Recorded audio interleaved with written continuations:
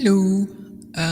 So today's stream is like, I don't know what's going to happen because I've been coding all night. And when you code, you're always like, oh, this will just take a second. No, it doesn't. So, anyway, I know I want to talk about changing the name of the stream.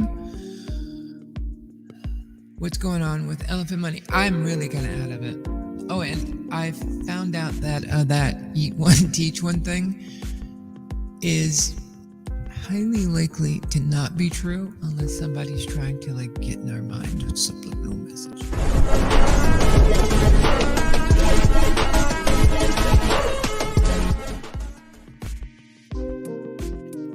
Hey everyone, welcome to the Build Show. My name's Potter.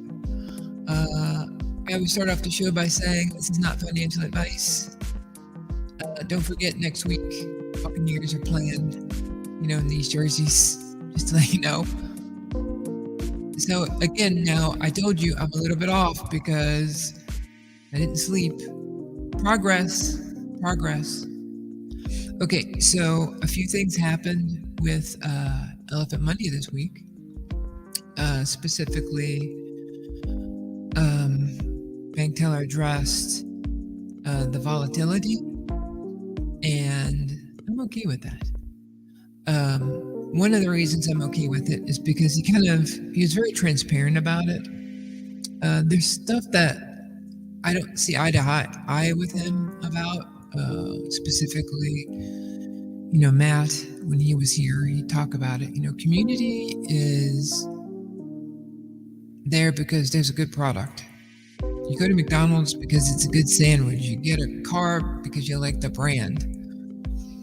The community comes with that, but it's because of the product. So I like the Elephant Money product, whether that's futures, whether that's unlimited, which is NFT, Stampede, Trunk. I like those products because they are very emblematic of the way Drip ran, right? Or what we had hoped Drip would be.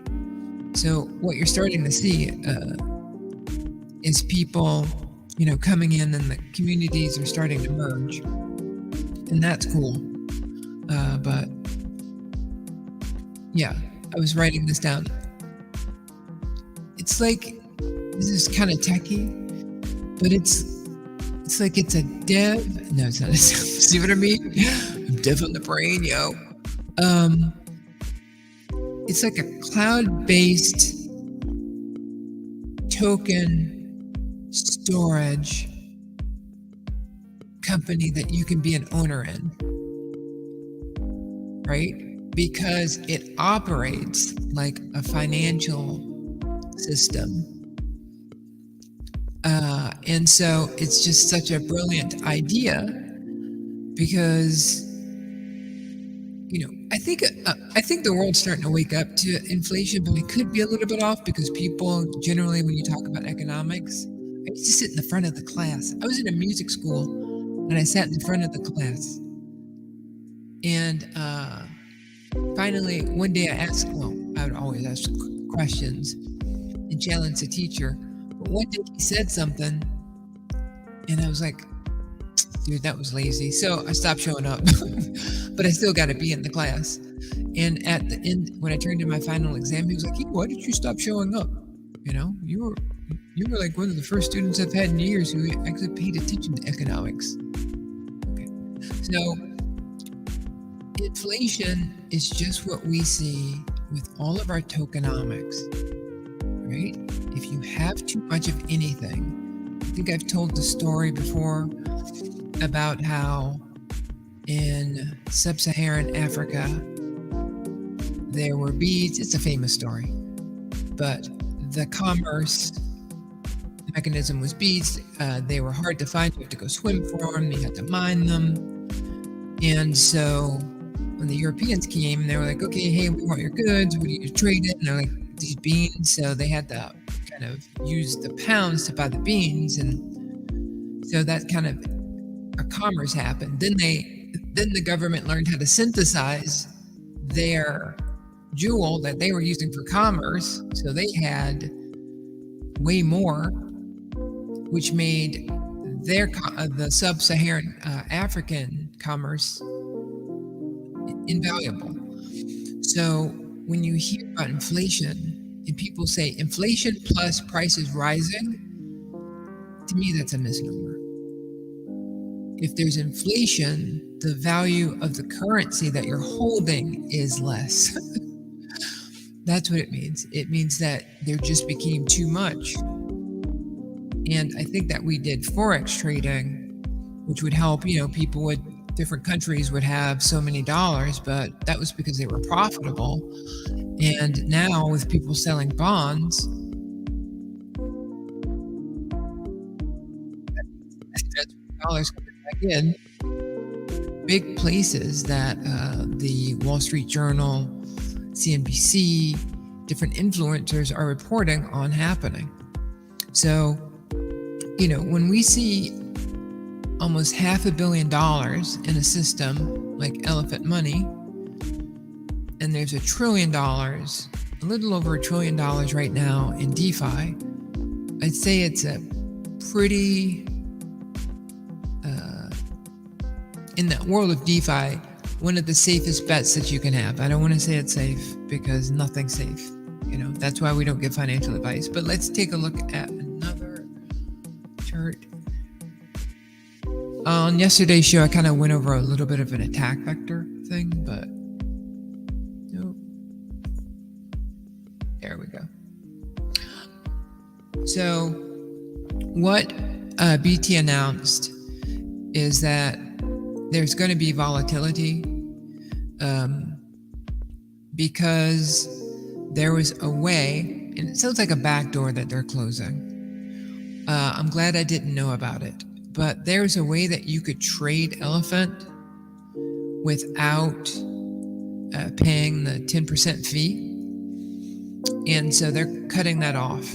You will have to pay the fee just like you were on PancakeSwap. I don't know why that backdoor was there, but I had heard in the drip sphere that there was some level of conversation about a possible exploit that could happen. And so getting in front of that makes sense. But I want you to pay attention here specifically. I don't know why, but when I see this kind of stuff, I smile, because anybody who's doing that is greedy. Maybe they even have more than that. But because it's not put together, it doesn't look organized. So this is probably, to me, this looks like one person kind of bailing. Let me zoom in. Yeah, that's kind of one person bailing. So, but I like it.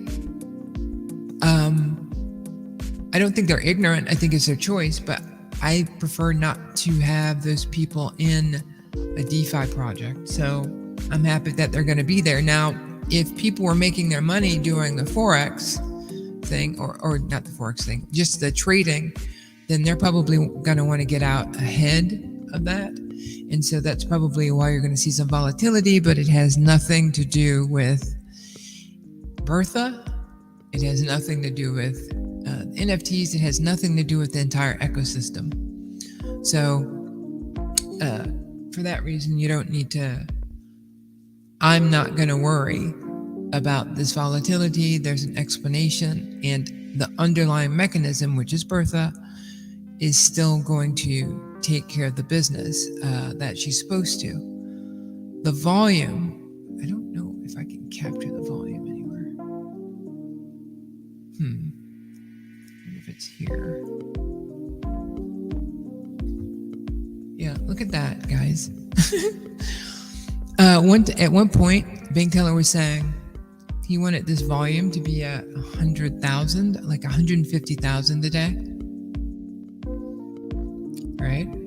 So we still have to remember where we are. We're going to see this on any project.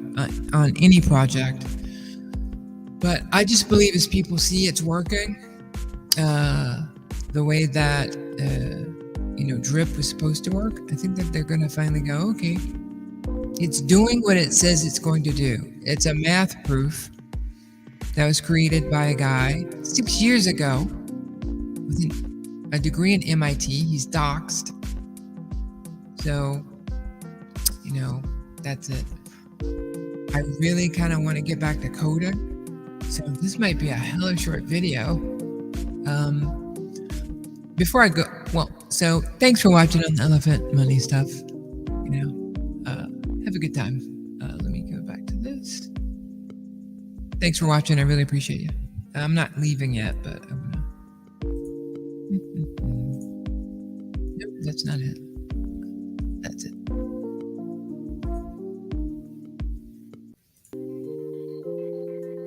So when I was working, as I work with AI more, and I understand as a developer, you're always troubleshooting in it, right? And sometimes you say you want to be lazy and you want it to do the work, and it can do it, but it's just typing code for you right now because you really have to tell it what to do. It can do cookie cutter stuff like that. But when you want to fine tune or you find an error, you have to know where the error is. There's so many times I was conversing with the work hubby, and I told him, I'm not working anymore, but work hubby. And I was just telling him how many times AI said to me, "Oh, you're right. That is incorrect. Oh, you're right. Huh, that is incorrect." Then I'd go over to Bard, I'd ask it the question. It'd go, "Oh, I see the problem. It's that semicolon." I'm like, okay, well, that makes sense. But then you run the code, it still doesn't work. So then you say, no, that's not it. And it says, oh, I see the problem. And then it gives you to change this line to this line. Then you just copy and paste those two lines and put them together, and you see that they're the exact same line. So you did not help me. I'm still not developing, right? And so then you tell it, hey, that's not right. And it goes, oh, hey, my bad. You probably should look somewhere else, to find out and to fix that. So what those of us who are using AI right now are doing, or we're actually teaching AI. It's still smart. It still knows way more than I do. But when it comes down to programming, information finding, it works great with. But for programming, it's a whole different bag. It would be great to see some AI components being built into the elephant money ecosystem, to see reports, to see, things that are interactive that make you want to go to the app. I'd be happy to help if you want to ask. So yeah, guys, I'm really in Coderhead. So it's only been 13 minutes, but I got to get back in there. You would think it's here, but I do better programming on my laptop. So I'm going to get back to it. I'm sorry if this was a super informative, but at least it was quick, right? Here. Remember, stay safe. Love you very much. Game on.